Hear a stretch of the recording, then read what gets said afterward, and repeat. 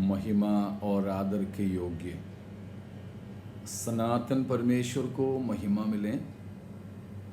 मेरे तमाम प्रेक्षकों को प्रभु यीशु मसीह के नाम से मसीही वंदना। एक दफे और हमें मिलकर सृजनहारा परमेश्वर के पावन चरणों में तले खुदा के पाक कलाम लेकर हमारे प्रभु यीशु मसीह ने हमारे लिए जीकर दिखाया नमूना को सीखने और अपनाने के लिए ऐसा अवसर खुदा ने अदा किया है। मैं आदर और महिमा उसके एकमात्र योग्य परमेश्वर को चढ़ाता हूँ और आप सबको मसीही वंदना एक बार फिर पेश करता हुआ परमेश्वर के वचन में प्रवेश करने के लिए चाहेंगे। सर्वप्रथम एक वचन इब्रानियों के लिए लिखा गया पत्रिका 5वां अध्याय में से पढ़ने के लिए चाहता हूं। उसका 8वां और 9वां पद इस प्रकार कहते हैं, और पुत्र होने पर भी उसने मतलब यीशु मसीह ने दुख उठाकर आज्ञा मानना सीखी। 9वां पद में, और सिद्ध बनकर अपने सब आज्ञा मानने वालों के लिए सदा काल के लिए उद्धार का कारण हो गया। एक वचन और उसका 2 अध्याय में से पढ़ने के लिए चाहेंगे। इब्रानियों के ही पत्रिका 2 अध्याय उसका 9वां और 10वां पद है, लेकिन हम 10 पद ही फिलहाल पढ़ेंगे। 10वां पद इस प्रकार कहता है, क्योंकि जिसके लिए सब कुछ है और जिसके द्वारा सब कुछ है उसे यही अच्छा लगा। मतलब यहां बता रहे हैं परमेश्वर पिता उसको यही अच्छा लगा कि जब वह बहुत से पुत्रों को महिमा में पहुंचाएं तो उनके उद्धार के कर्ता को अर्थात यीशु मसीह को दुख उठाने के द्वारा सिद्ध करें। आइए हम 2 शब्द प्रार्थना अपने परमेश्वर से करें। पिता परमेश्वर, आपके पुत्र यीशु मसीह के लिए धन्यवाद। आपने हमें दिया इस नया दिन और नया सप्ताह के वास्ते भी हम आपका शुक्रगुजार हैं। आपकी पवित्र उपस्थिति में आपके वचन लेकर आपके पुत्र प्रभु यीशु मसीह के विषय में सीखने के लिए हम आए हैं। आपकी पवित्र आत्मा हमारे गुरु बनकर हमारे समझ को खोलकर हमारे बुद्धि को खोलकर आपके वचन समझने के लिए अनुग्रह दीजिए। जितने भी लोग देख रहे हैं सुन रहे हैं प्रभु, इन पर भी आपके आशीष का हाथ बढ़ा दे। उनके तमाम आवश्यकताओं को आप पूरा करें। आप प्यारे प्रभु जी उन हर किसी को आपके सीने से लगा कर रखें ताकि कोई आपसे दूर ना हो सके। आदर इज्जत केवल आपका हो, यीशु मसीह के नाम से, आमीन। हमने आज पढ़े हुए 3 वचन 2 भागों में से उसी में से आपको समझ में आगे होंगे आज हमारे विषय क्या है। प्रभु यीशु मसीह की जीवनी और सेवकाई से हम इस बात को आज सीखने जा रहे हैं जो मसीह की स्वभाव के 20वां मुद्दा है जो मुझे समझ में आया। 19वां मुद्दा हम पिछले दिनों में मनन की, वो था पवित्र आत्मा की भरपूरी का एक जीवन और सेवकाई। आज यीशु मसीह की जीवनी की 20वां मुद्दा, 20वां स्वभाव, वो है कष्ट उठाना, दुख उठाना, suffering, enduring hardships, enduring afflictions, enduring sufferings. Okay. प्रभु यीशु मसीह अपने जीवन काल में हमें दिखाया हुआ नमूना है कि वह क्लेश उठाने वाला, संकट को सहने वाला, दुख उठाने वाला था। हमारे प्रभु यीशु मसीह हमें दिखाने वाला दृष्टांत है। अभी हमने इब्रानियों के लिए लिखे गए पत्रिका में से 3 वचनों को 2 अध्याय में से पढ़े, 5 के 8, 9 और 2 का 10। इन हर जगहों पर हम पाते हैं कि प्रभु यीशु परमेश्वर का पुत्र होने के भी बावजूद दुख उठाकर आज्ञा मानना सीखी। पुत्र को उसकी क्या जरूरत थी, यह है बात। इसलिए वहां कहा है पुत्र होने पर भी, अर्थात पुत्र, परमेश्वर का पुत्र होने के बावजूद भी। उसी का जवाब है हम 2 का 10 में पाए। शायद हमारे मन के अंदर ये शक हो सकता है, ये सवाल आ सकता है कि यीशु मसीह परमेश्वर का पुत्र होने के बावजूद भी क्यों आज्ञा मानना था, क्यों आज्ञा मानना सीखना पड़े, क्यों यीशु मसीह को दुख उठाना पड़ा। यीशु मसीह ने पाप तो किया नहीं, प्रभु यीशु मसीह श्रापित नहीं। इन सब के बावजूद भी क्यों यीशु मसीह को ऐसे दुख उठाना पड़ा, उसका जवाब है हमने 2 का 10 में पाए। क्या था? इब्रानियों 2 का 10 में बताया, पिता परमेश्वर को यह अच्छा लगा, पिता को यह भाया। ऐसे कैसे? हाँ, उसमें सीधा जवाब बस इतना है, सर्वाधिकारी परमेश्वर को जो अच्छा लगा वो अच्छा लगा। परमेश्वर ने ऐसा ही योजना बनाया था। ये कैसी योजना? परमेश्वर के ज्ञान, परमेश्वर के सर्व ज्ञान भी इस योजना में शामिल करके जब हम सोचोगे तभी हम उस बात को समझ सकेंगे। प्रभु के आगमन में देरी हुआ, अगले 1-2 सत्रों में हम इन बातों को सीखने के लिए चाहेंगे। तो प्यारो, आज और प्रभु चाहे तो शायद अगले 1 सप्ताह हम इस बात को मनन करेंगे कि प्रभु यीशु मसीह अपने जीवन के द्वारा हमको ये दृष्टांत दिया कि हम दुख उठाने वाले हो जाएं, संकट को सहने वाले हो जाएं।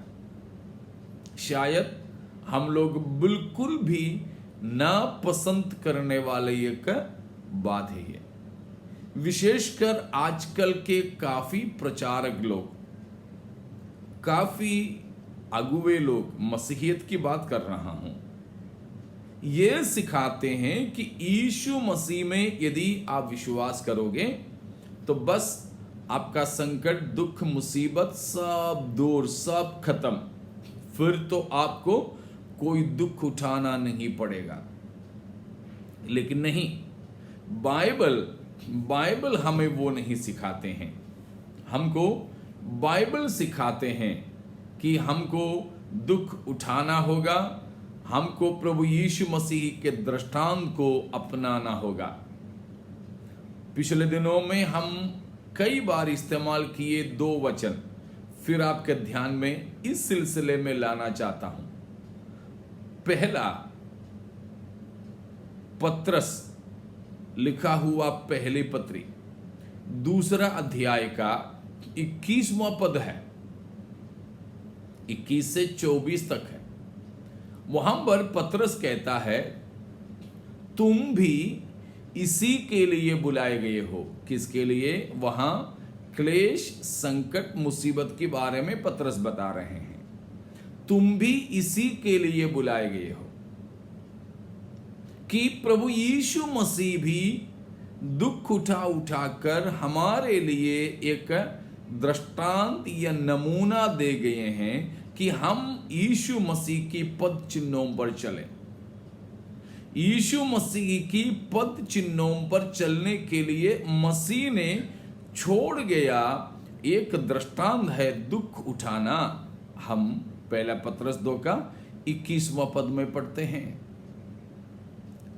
तो वो भी कैसा, उस लायक नहीं था यीशु मसीह कि दुख उठाएं, मतलब दुख उठाने लायक जिंदगी नहीं था मसीह का।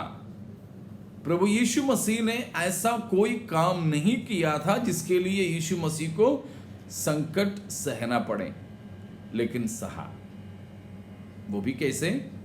उसके लिए हम बोल सकते हैं प्रभु यीशु मसीह की दुख उठाना, it was a vicarious suffering. Vicarious suffering, Jesus sufferings were vicarious for our sake, for you and मी।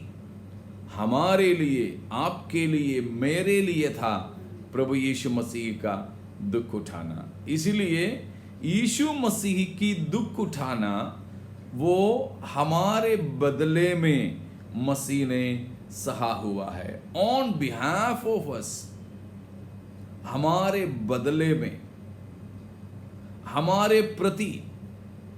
तो ये दोनों बात है, हमारे प्रति मसीह ने दुख उठाया, हमारे बदले में मसीह ने दुख उठाया। अर्थात हमारे कारण यीशु मसीह की जिंदगी में आए तमाम समस्याओं के, तमाम दुखों के, तमाम दर्दों के वजह मैं और आप। क्या आप ये मान सकोगे? प्रभु यीशु मसीह जो परम पवित्र था, किसी भी प्रकार के अपराध मसीह ने नहीं किया था, फिर भी मसीह को क्यों ये सारे दुख उठाना पड़ा? वो है बात हमारे प्रति था।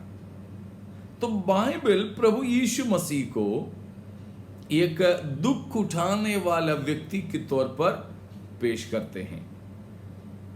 तभी नहीं जब यीशु मसीह जगत में आया था, तभी नहीं जब प्रभु यीशु मसीह पकड़वाया गया था, तभी नहीं जब प्रभु यीशु मसीह क्रूस पर चढ़ाया जा रहा था, परंतु यीशु मसीह को एक दुख उठाने वाला व्यक्ति के तौर पर पहले से ही ठहराया गया था।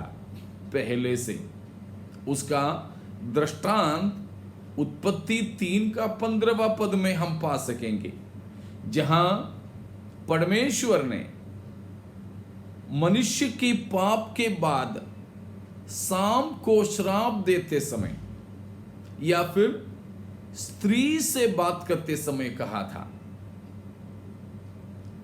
पहले भी एक बार मैंने कहा था, मनुष्य की पाप करने के बाद में परमेश्वर ने अदम को श्राप दिया, हव्वा को अर्थात पुरुष को भी स्त्री को भी श्राप दी, पृथ्वी को श्राप दिया, साम को श्राप दिया, शैतान को श्राप दिया।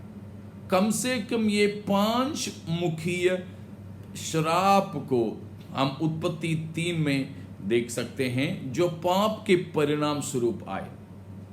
उस समय में 15वां पद में परमेश्वर ने कहा था कि स्त्री के संतान साम का अर्थात शैतान का सिर को कुचलेगा, और साम यीशु मसीह का नहीं तो स्त्री के संतान के एड़ी को ढसेगा।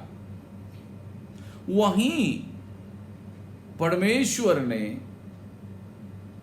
मनुष्य के इतिहास की शुरुआत में ही प्रभु यीशु मसीह की संकट और कष्ट की सूचना मानव इतिहास में दिया था।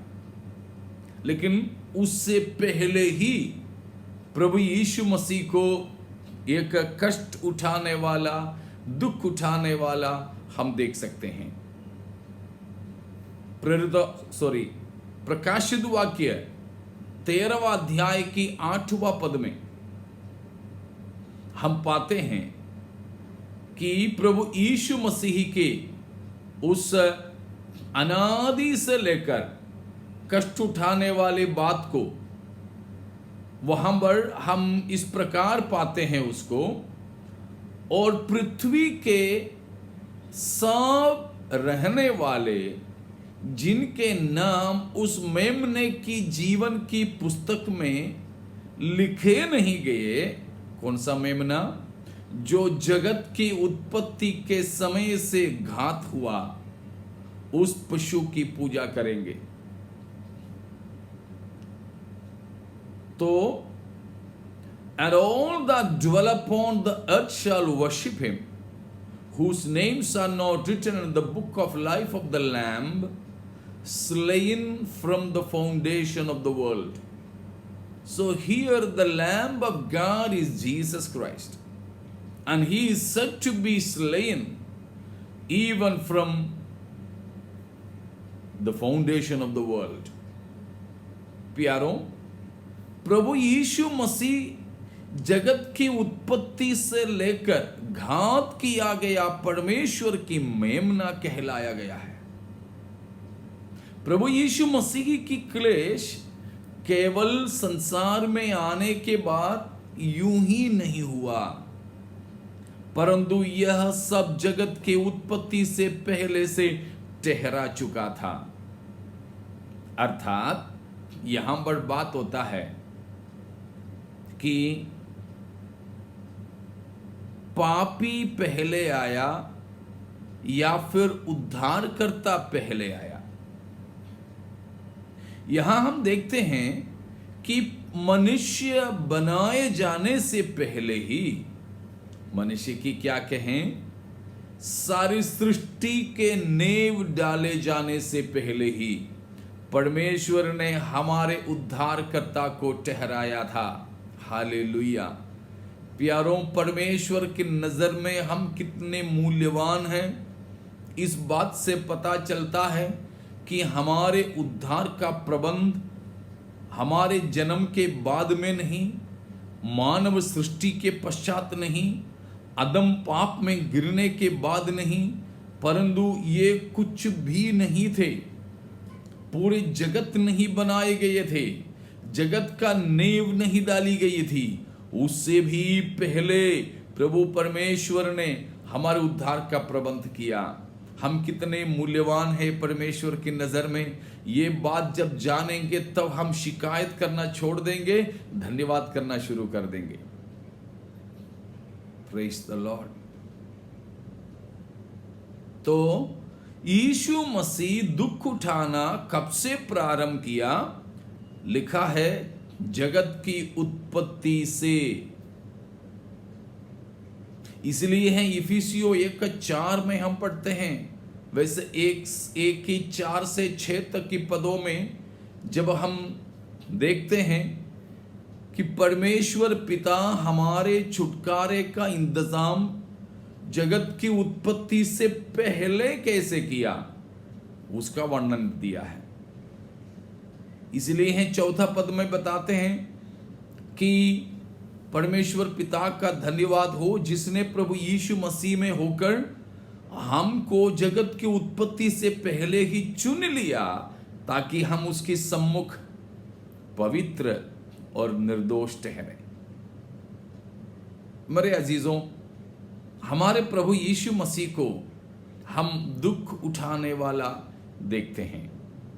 आज तो एक भूमिका मात्र में दे रहा हूं, हम एक भूमिका ही समझ रहे हैं। आज प्रभु यीशु मसीह के दुख सुसमाचार के 4 पुस्तकों में आखिरी अध्यायों में हम देख सकते हैं। वहां पर हम कम से कम 3 बात को देख सकते हैं कि Jesus suffering had a physical torment. Jesus suffering includes a psychological, a mental torment, या we can say emotional trauma या torment. Then there comes a spiritual torment. प्रभु यीशु मसीह के शारीरिक दुखों में हम तीन बात अलग अलग से देख सकते हैं कि पहला है, शारीरिक तौर पर प्रभु यीशु मसीह सताया गया था।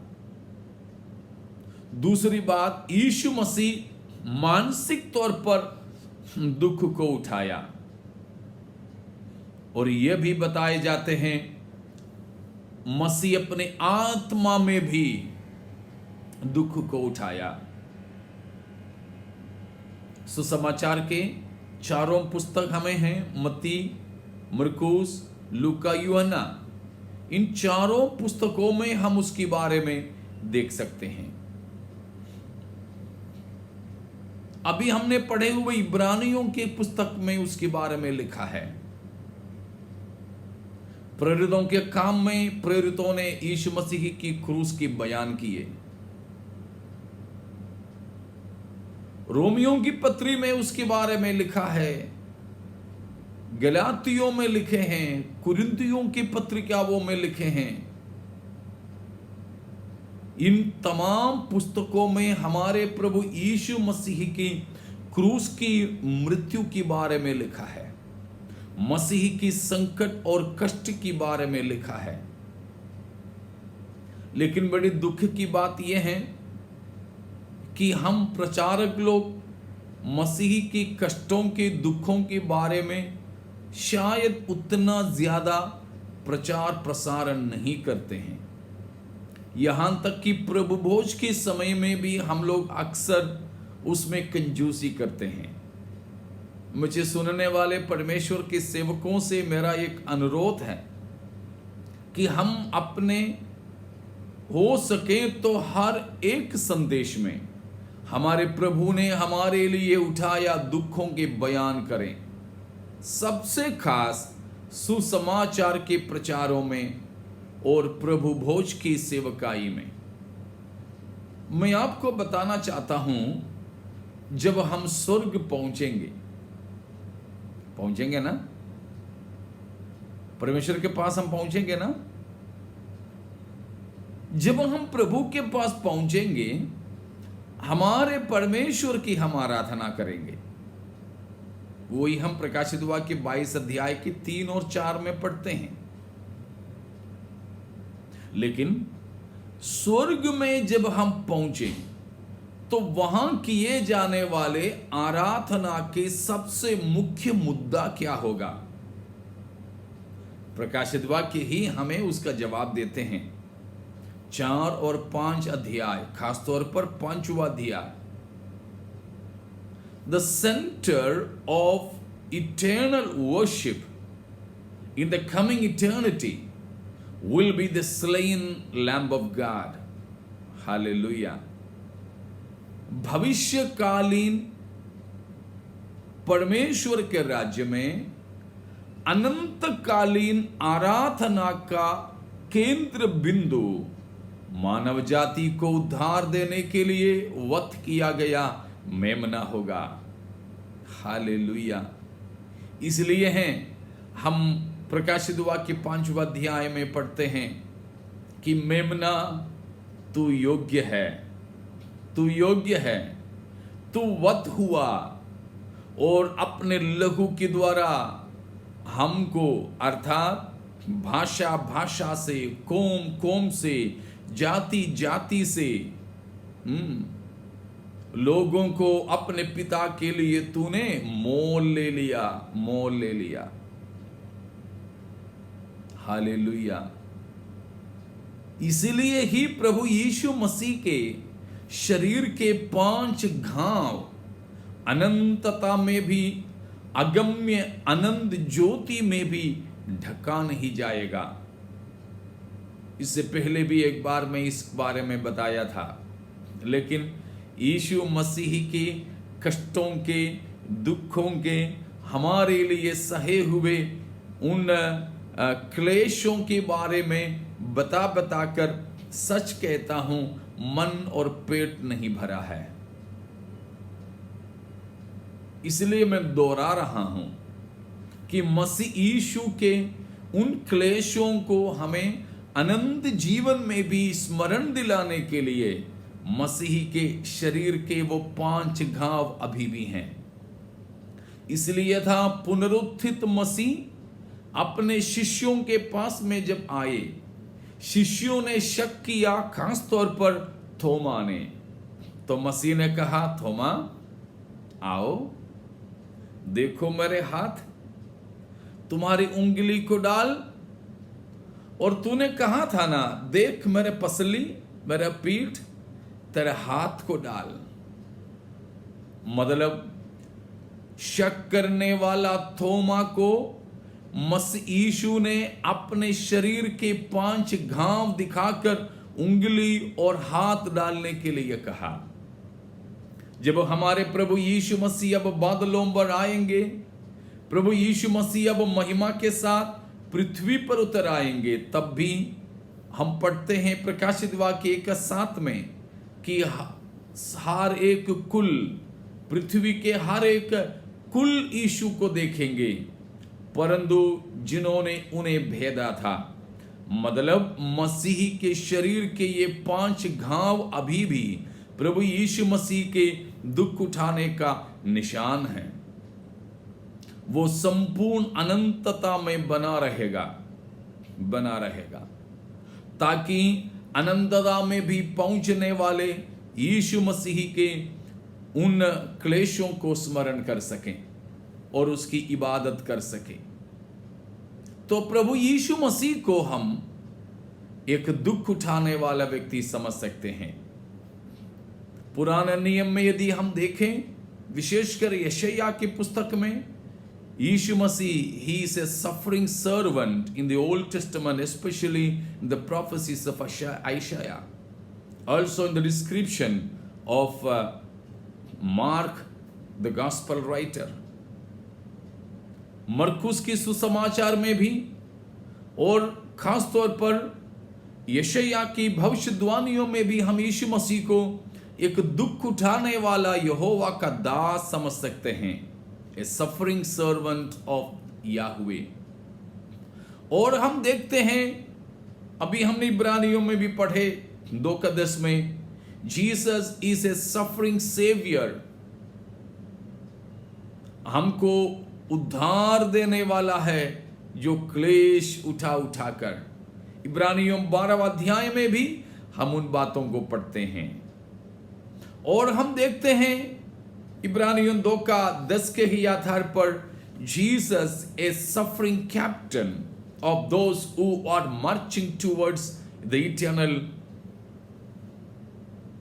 immeasurable infinite glory majesty, अगम्य अनंत महिमा को प्राप्त करने वाले, उस महिमा की ओर प्रवेश करने वाले सैकड़ों सैकड़ों पवित्र लोगों को उद्धार में ले चलने वाले, उद्धार प्राप्त करने वालों के दुख उठाने वाला कप्तान है यीशु मसीह।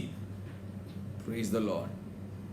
और हम देखते हैं प्रभु यीशु मसीह का क्लेश, दुख, संकट हमारे पापों के बदले में था, because of our sin. As an effect of our sin, Jesus suffered untoward suffering. हमारे पापों के कारण प्रभु यीशु मसीह में दुख संकट हुआ था। Praise the Lord. It was for our salvation.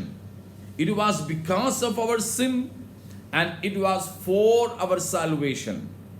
हमारे पापों के कारण था, लेकिन हमारे उद्धार के लिए था, हमारे उद्धार के लिए था। Praise the Lord. Hallelujah. और यीशु मसीह का क्लेश संकट हमारे लिए एक दृष्टांत ठहरी। तो प्यारों, प्रभु यीशु मसीह इस प्रकार दुख उठाया, तो हम भी उसी भावना रखें।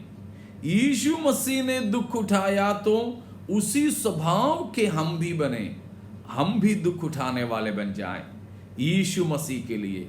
आओ प्यारों, अपने जीवन दुख उठाने वाले मसीह के लिए समर्पित करें।